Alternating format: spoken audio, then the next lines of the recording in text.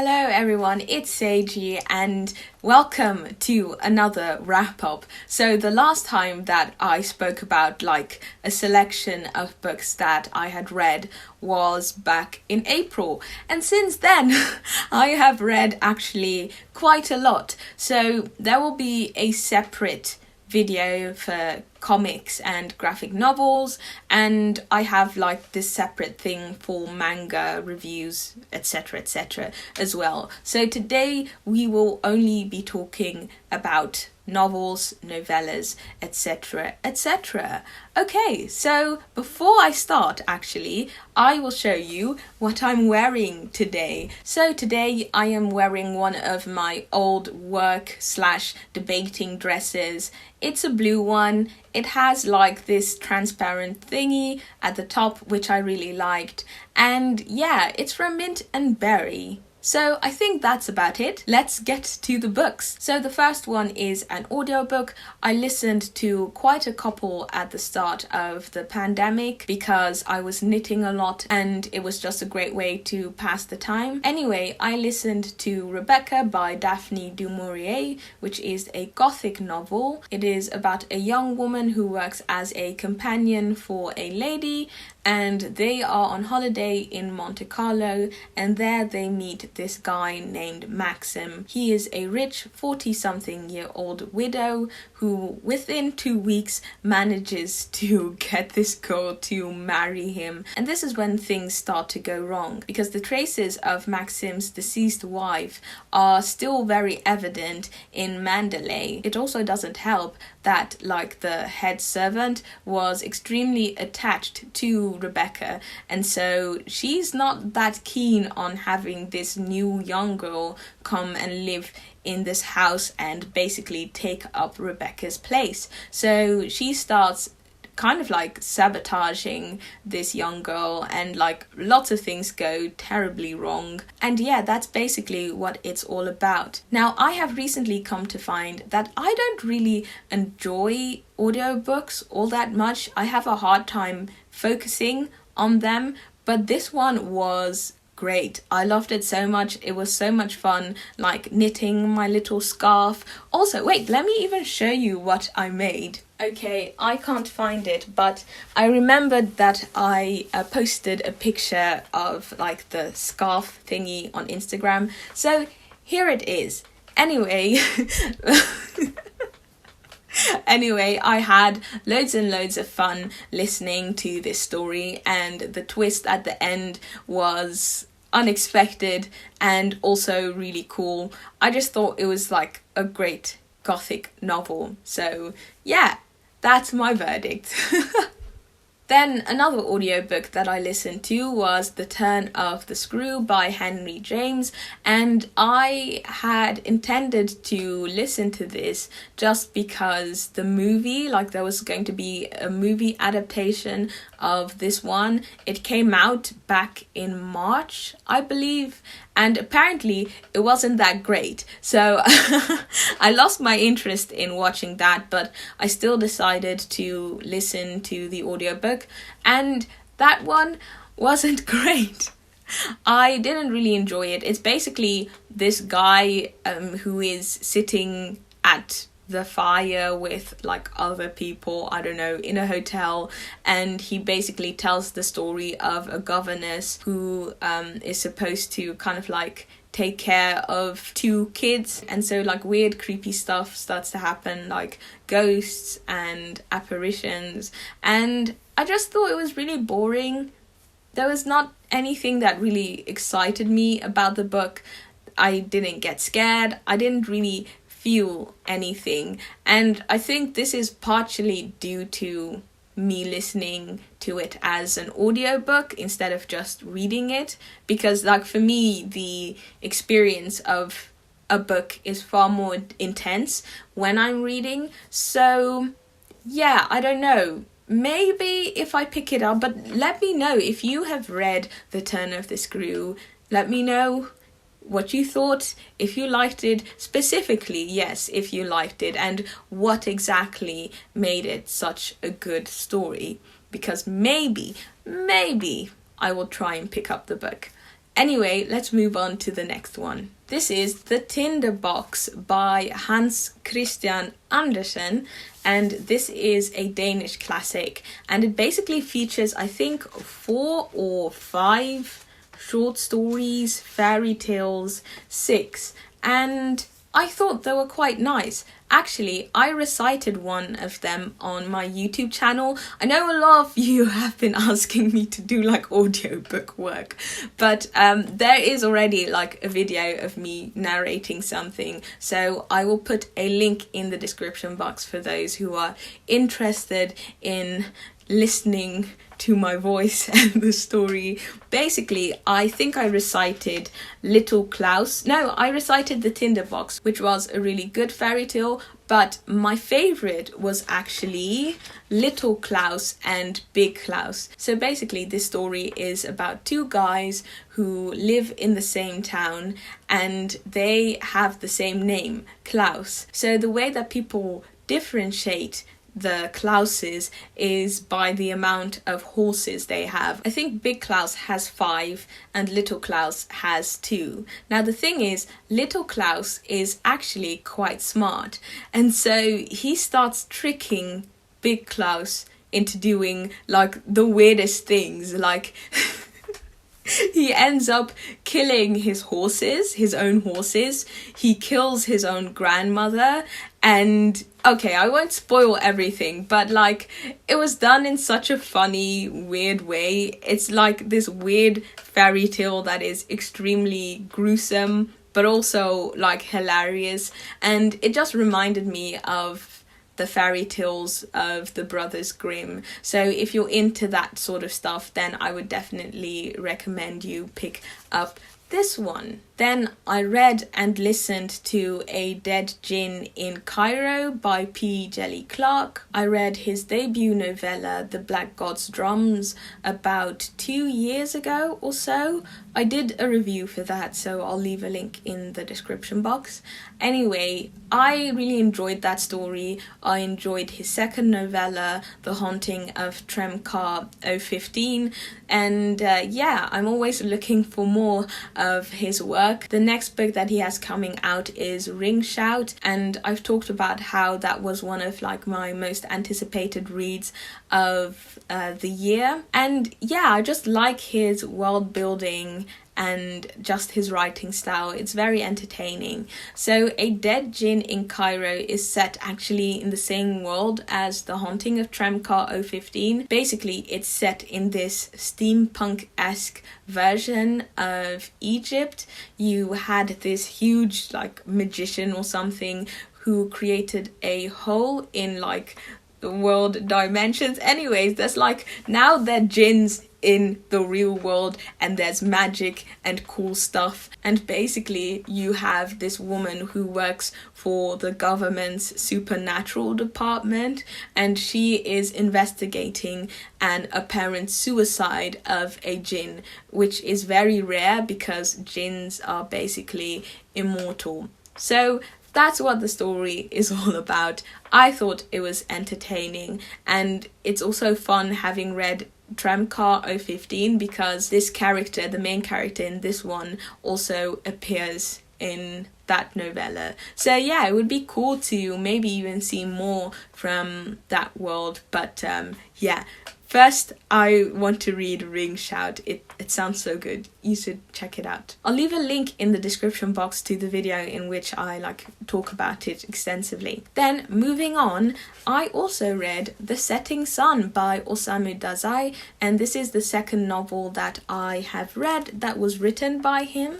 So basically, this book is about the downfall of the aristocracy. So after the Second World War, the Allied forces basically made Japan to abolish its aristocracy, and Dazai was actually part of that group. And so after having to evacuate from his hometown, he decided to write this novel about the downfall of this group. And it follows this one woman who is 29 and recently got divorced, and now she is living together with her mother, and they're basically waiting for her brother to return from the war. And you just kind of like see how things go downhill for all of them, and how they kind of like come to terms with the situation that they're in. And it was very interesting, incredibly insightful as well. I have actually also written like a full review for that, so it should be up right now. If it's not, it will probably be up in a week or so. Yeah, I'm very excited to share some more of my thoughts on the book. Then I also listened to the prequel of The Hunger Games, The Ballad of Snakes and Songbirds, I believe, by Suzanne Collins. And I didn't like it. I did like a whole vlog about it. To be honest, I was quite disappointed to learn about the main character, not even necessarily because we already knew that he was evil, referring to President Snow here, but because of the fact that there's so many cool and awesome characters within the Hunger Games world about which Suzanne Collins could have written about instead. And I think that those people had far more interesting stories, or at least like potential. So yeah, it wasn't great. It was quite lackluster, and the end was very rushed, which is how I felt about book 3 as well, unfortunately. So yeah, that was kind of a bummer. But oh well, if you want to know more of my thoughts, I'll leave a link to that video in the description. Then the last audiobook that I listened to was If It Bleeds by Stephen King. And I feel that I'm sort of getting tired of Stephen King. Not necessarily that I don't really enjoy his stories anymore, but it's kind of like most of them aren't that surprising to me. But yeah, I don't know. I've listened to loads and read loads of his work over the years. For a long time, I had considered him like my favorite author. But I don't know. I don't know what's up with that. Not saying that I don't like his stories anymore, but I'm just not as keen on them as I used to be. Anyway, I will still tell you which stories I really enjoyed in this collection. They were Mr. Harrigan's Phone and The Life of Chuck. So the former is about this old guy who in the later years of his life became obsessed with a mobile phone, and then he died. But then this young boy who was kind of like attached to him, they became friends, so to speak. Sometimes just like called the phone, and the guy would still like pick up, like the phone would still ring after months, after years, which is of course like impossible. And so weird stuff happens around that. What I liked about that story was just the creepiness of like, is Mr. Harrigan like still alive, because like he's still texting, and I don't know, just the idea of that is just very creepy to me. And then the second one, The Life of Chuck, is about this guy who is dying, but he contains sort of multitudes in himself, and so it's like alternative dimensions and weird stuff. And I just personally thought that was a very unique concept. But yeah, like I said, again, with listening to audiobooks, I also don't really feel like I am grasping everything. So I might like give The Life of Chuck another go if I ever end up getting like a physical copy of If It Bleeds. Okay, so that was everything for audiobooks. Then going back to physical ones, I read De Ondergang van Familie Boslowits and Werther Nieland by Gerard Reven, or Gerard van het Reven. This is a Dutch book. So I ended up only finishing De Ondergang because Werther Nieland was about this boy who didn't understand or something, like what was going on with the world, and like when there was war. This is like, both of these stories are set in the Second World War. And basically I read about 20 pages or so of the second story, and this kid is basically killing animals in these horrific ways, and then he goes to one of his friends' house, and the mother, for some reason, grabs the crotch of her son, like as a joke. It's like super weird, and when I got to that point I was like, this is a no bueno for me. I'm not going to continue this. There's nothing about this story that appeals to me at all. So I quit after that. The Ondergang van Familie Boslowits was alright, but also not that interesting. So it's basically about this kid, and his parents are friends with this Jewish family, and so over the years he kind of like sees how they one by one get killed. I have mentioned this before, but this one has actually been translated to the English. It was published by Pushkin Press under the name of Childhood. Then I think I read this book, Lord of the Flies by William Golding, and this is very rare for me to say, but I have never detested a book as much as I detest this book. Wow. Yeah, there is a lot that I did not like about this book. In the first place, Golding's writing style, it did not appeal to me at all. He is incredibly descriptive, and that just doesn't work for me. I have a hard time visualizing things when people give too many details. Like, just tell me where it is, like, tell me the color of the floor and the trees, and like, I'm Gucci, I can imagine it. But once you like continuously talk about the same like grain of sand over and over again, it's just like, please stop, tell me about the story, please. Also, like, apparently Golding tried to show what happens to humanity if there aren't any rules. Basically, that we will all descend into savagery if there aren't any rules.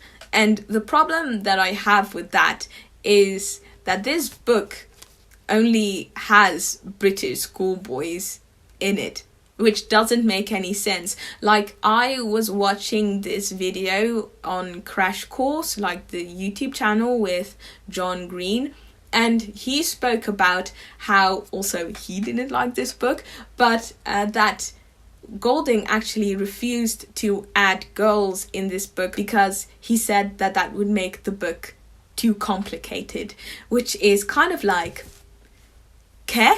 Because the last time I checked, there is a substantial amount of human beings on this world who identify as woman. So it's kind of weird if you're going to try and portray humanity and then you exclude like an entire group.